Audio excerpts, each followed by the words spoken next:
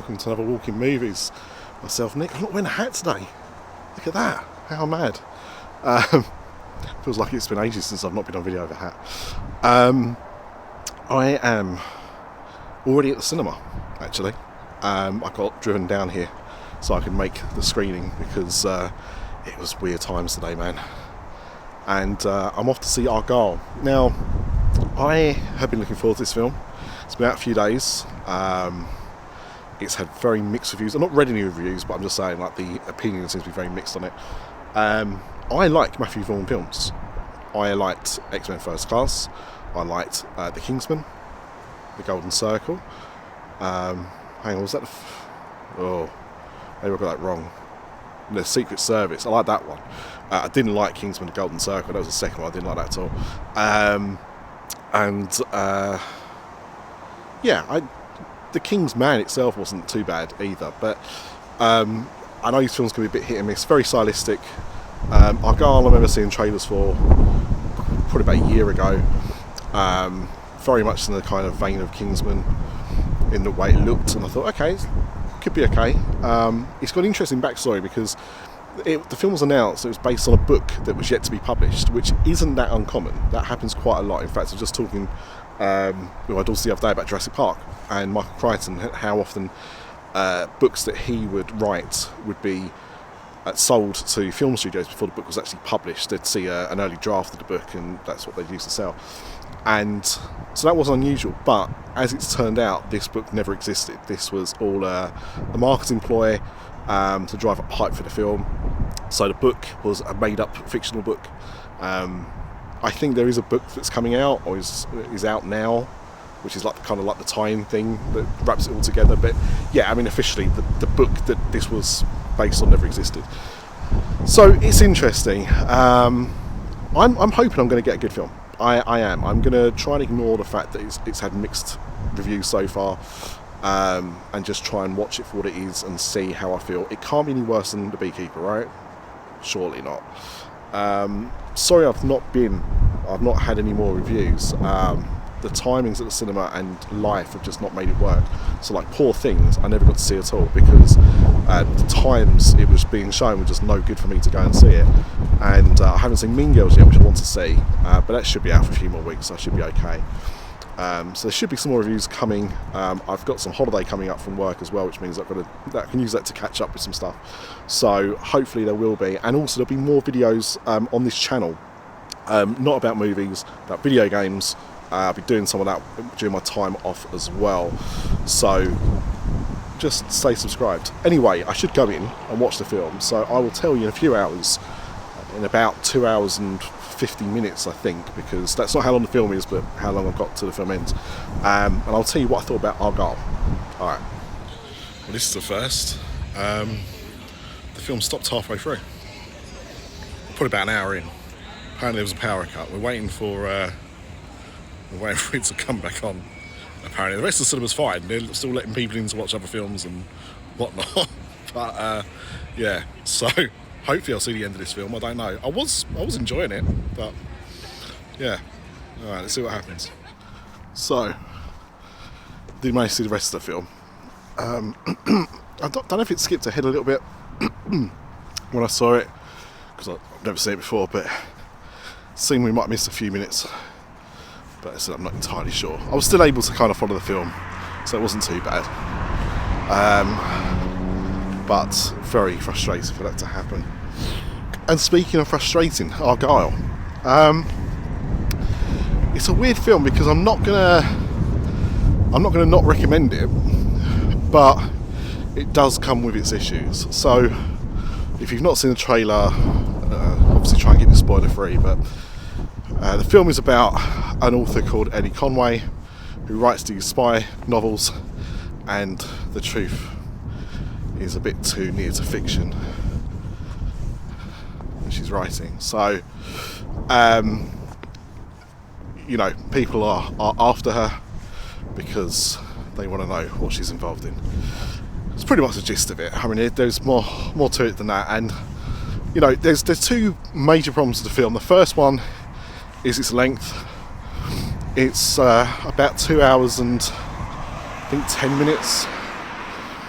and it does drag. Now, part of that might be because there was a 20-minute unintentional interlude in that, but it did feel like the film was paced a little bit weird, and there's so much that goes on in the film that it almost feels like you're watching one film and a follow-up rather than one film, because so much is contained in it. So that's one issue I had. And I said, like, it comes with a caveat that I saw it interrupted, so maybe if I watched it all in one go, it might have felt a bit differently paced, but I don't think so. And the second one is, the film has more twists and turns than a dance competition at Jack Rabbit Slim's. So many twists and turns, and it wasn't hard to keep up, but some of them felt pretty predictable and others felt way out of left field, and it just felt like they were trying to do too much with it. That said, I watched this on a Sunday afternoon. It's a really good Sunday afternoon film because it's just a bit silly. The action sequences are really well done. You know, Matthew Vaughan has proved time and time again that he's got an eye for that, and there's two sequences in particular which I'll refer to as the colour dance and the ice skate, and those sequences are brilliant and almost worth watching the film anyway, I thought. And the film is very silly. It's not particularly funny. There are jokes in the film, and most of them got a kind of wry chuckle, but it could have been funnier, I think, and maybe that would have placed it a bit better. Bryce Dallas Howard, though, was, I thought, great as the lead in this film. I've not seen lots of films. You know, the first film I saw him was The Help. She was obviously very good in that film, but I didn't enjoy her in the Jurassic World series of films. I didn't put it down to her, I put it down to the writing of the character. But in this, I think she was really good, and she was able to lead the film. Sam Rockwell is a spy trying to help her. He was very good. People seem to be a bit hit and miss on Sam Rockwell, but I actually really like him.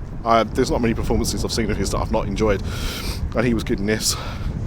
You had appearances from John Cena, from Henry Cavill, from Dua Lipa, Bryan Cranston, and Catherine O'Hara, who were all good in their roles, and Samuel L. Jackson.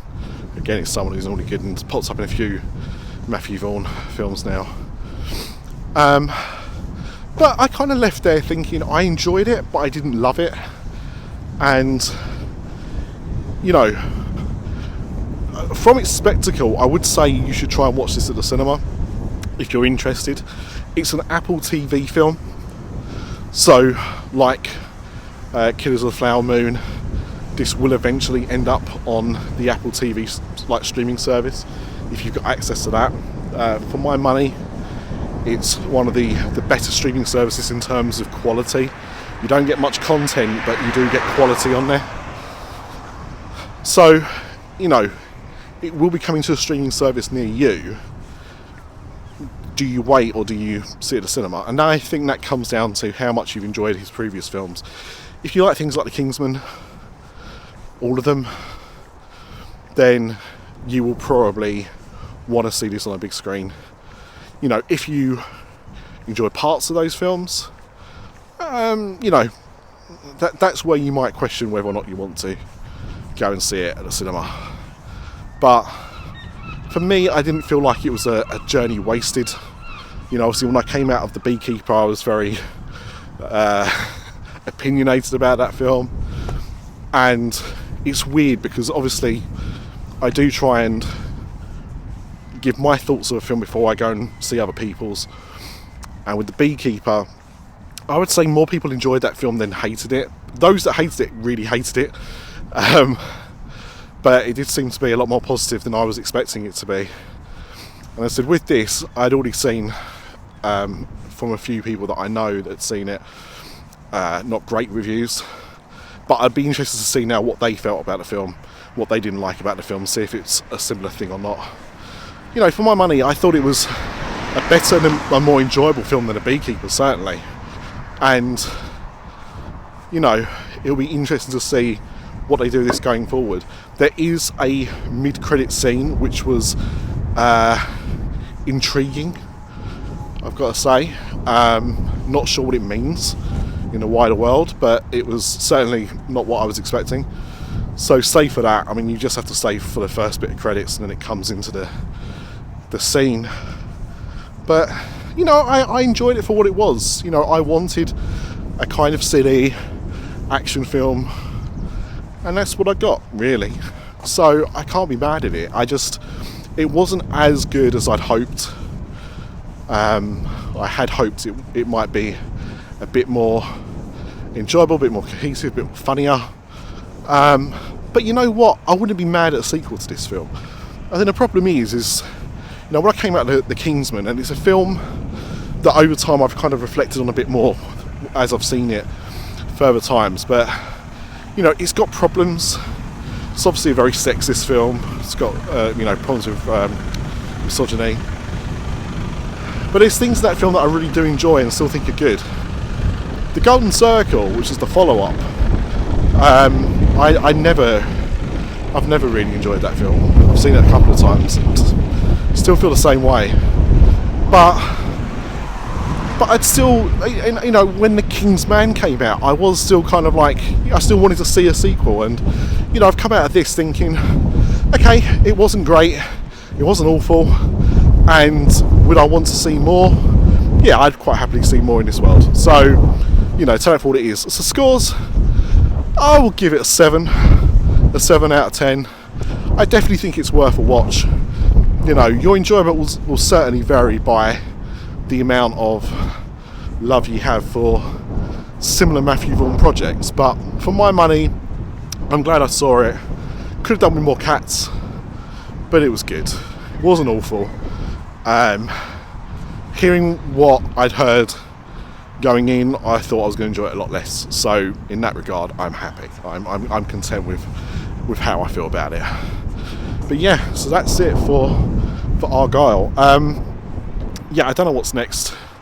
So there's still some films that I want to see that I've not been able to see yet. Poor Things is just not going to happen, which is very frustrating. That's been and gone. But Mean Girls is still out. There's a few more films coming out very soon that I will obviously go and see. I'm also seeing June next week. I probably won't do a video review of that because that film's 2 or 3 years old now. But I'm going to see that in IMAX because I never got to see it the first time around. Tried watching it on a plane and realised this is not the way you should watch this film. So I'm going to see it in IMAX at my local cinema in preparation for the sequel that's coming out in a few weeks' time. But yeah, I don't know. Just subscribe to the channel or subscribe to the podcast feed. I don't really care. It's all the same content. You see the same stuff. But that's the best way of seeing when I've got new reviews coming out. So look, thank you very much for watching. I hope this has helped you make a decision on whether or not you want to go and see Argylle. Be interested to see how it does in the box office. Not much competition at the moment. That doesn't mean much, does it really? Because it doesn't always relate to a decent box office haul. But yeah, thank you, and until next time, Flynn Lips.